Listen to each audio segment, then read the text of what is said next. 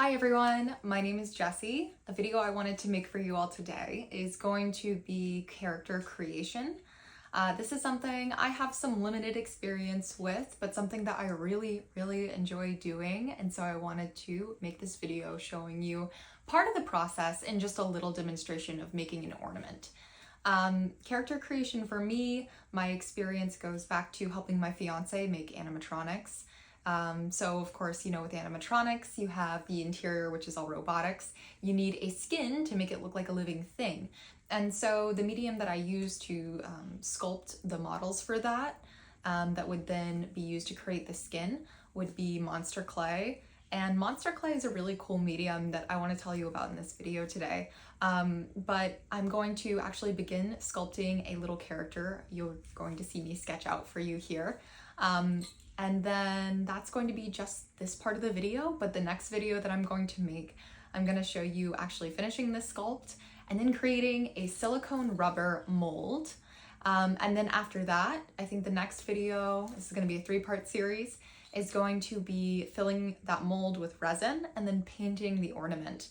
After you have a silicone mold of something, you can basically make as many as you'd like. This is not something I've made, but this is a little resin ornament here. They turn out great, they're easy to paint, and I would actually like to give them out as wedding favors, as my wedding is going to be sun themed. That's why I have a little sun character here. Anyways, I'm really excited to show you everything that I've prepared for you and for you to be with me through the rest of this process. I hope you enjoy and have a good day. Okay, so what you're gonna need is a notebook, of course, and you're gonna need a handy dandy pencil. I'm starting out with a circle, who would have guessed? I'm deciding that I want 7 points, like 7 rays coming out of the star. And I realized how geometrically difficult that was to do. I really recommend, if you're trying to do anything like this and you want an odd number of points, that you have a protractor. You can tell I didn't pull one out, and it's because I was just trying to wing it. We're back to the circle.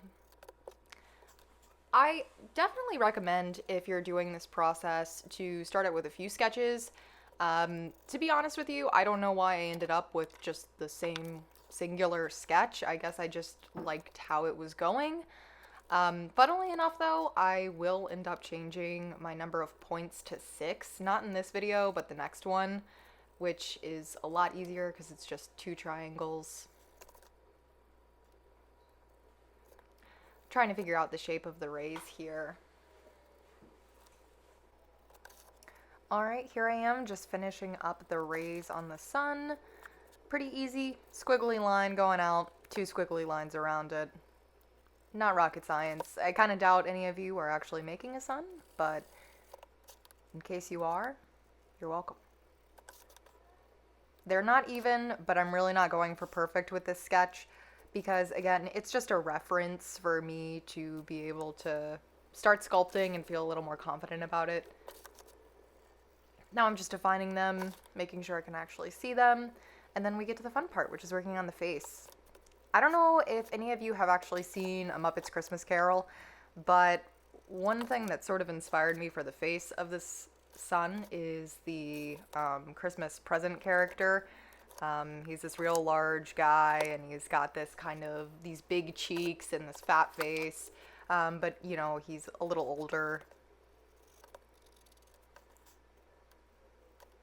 I definitely think of abundance when I think of the sun, and so, I don't know, something about him just having like a chubby but wise face was appealing to me.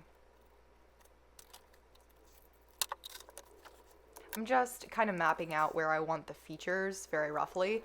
One thing that's interesting is I started out thinking I would do it with the eyes closed. I decided pretty quickly I didn't like that at all.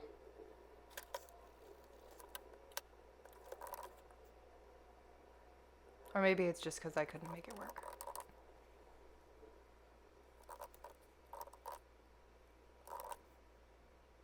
I'm actually looking up a picture right now of Richard Harris, the actor, because I was trying to think of like what's an older actor's face I could reference. So of course Dumbledore came to mind.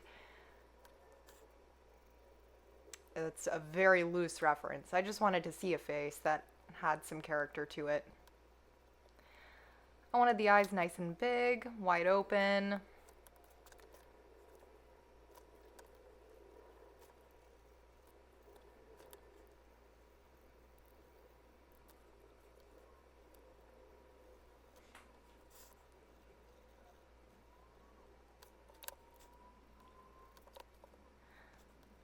So I'm doing the eyebrows here, or I was doing the eyebrows. They look a little rough, but I haven't done any shadowing yet. He's looking kind of silly at this point, but that's why they say trust the process.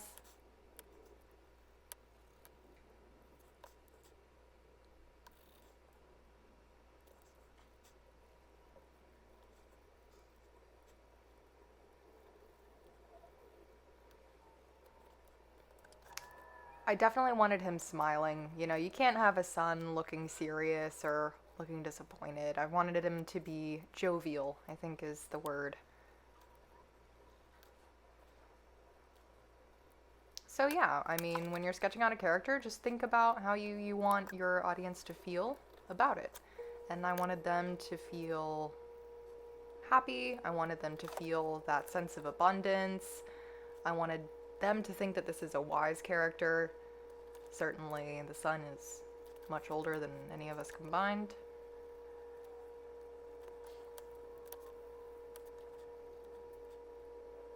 And I also thought, you know, there's a lot of sun faces out there. Not a lot of them go into detail with like the wrinkles of the face, and I thought it would be neat to kind of set mine apart with that. Kind of keep it from being stereotypical. You can see I just added some little wrinkles on the side, and that's kind of what I came out with. And now you're looking at some brown soup. Just kidding. This is monster clay. And this is actually sort of what's neat about it, is you can put it in the microwave, and because it's wax-based, it completely melts.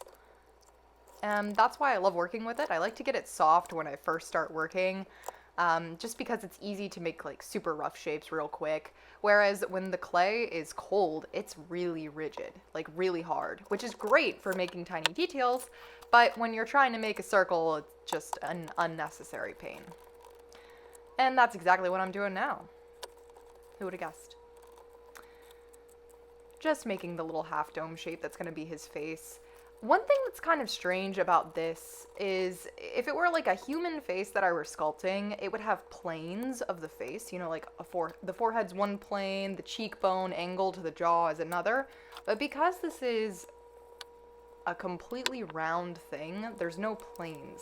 So it's something that you'll see me kind of like struggle with approaching when I get to the facial features. I do have my reference off to the side, my little sketch. It's just off camera. Okay, so now I am trying to make the rays. And watch this. This is fun. Because it's so warm, it happens pretty fast, and I can just wiggle it into the shape I want. And that's what's fun about it being so easily moldable in this fluid warm state. I determine, looks pretty good, but he's kind of chunky, so I take a piece off. And now I want to make lots of little rays the same size. Again, the more scientific way to do this, like I should have used a protractor with the sketch, would be to use like a scale to make sure they're all the same weight if you actually wanted them to be the same size. But honestly, I find I just peel so much off while I'm sculpting anyway. It doesn't need to be a perfect thing. But that's what I'm doing, just making some little balls the same size, roughly. So monster clay is completely reusable. Even when you make a cast of an object, your sculpt that is, you might have little pieces of your mold come off into it. That's the only bad part, is your monster clay can get contaminated from your mold. But that's about it. And because I'll be using like a silicone rubber mold instead of a plaster mold, it's not going to be an issue. But if you are using plaster, you can't reuse them. Or you can, you just have to be really crafty about it. Lots of mold release. That's my advice. Okay, at this point I determined, you can't see this in the sketch, but I want to create a ring around the face of the sun just to kind of border it from the rays, because I didn't want it to be a seamless attachment of the rays to the sun's face. I wanted there to be this kind of sharp differential. Give it a little more texture, a little more intrigue. Again, trying to just keep my sun from looking like some of the basic astrological depictions you've probably already seen.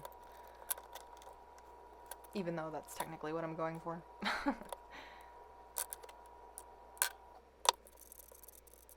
These tools are really cheap. They're from Amazon, and then you see a couple there that are actually from Walmart. Cheap is the way to go. You don't need anything expensive. They might bend a little over time, but no biggie. You can just buy more. I'm just shaping the ring around his face. Obviously, you can see me kind of smushing it down. I don't really get to it in this video. It'll be in the next video that I actually refine that, because I want to make a peak at the top of it, like this ridge that's very sharp. And of course, not only am I going to wait until the clay is completely cool to do a sharp angle like that, but also it's just not worth doing while I'm working with his face so much, because I'm inevitably just going to crush it up and ruin it. So I decided to leave it sort of rounded like it is now and just move on for the moment and be happy with the fact that it's there. Okay, so what I'm doing in this last little section of the video is very simple. I'm just putting a placeholder nose on and some placeholder brows. I also know I want his chin to be super round, so I put a little dot there. It'll be smoothed out later. Again, I'm not going into anything too detailed. I'm just laying some things down for my reference as I kind of move forward in the more detailed part of the process.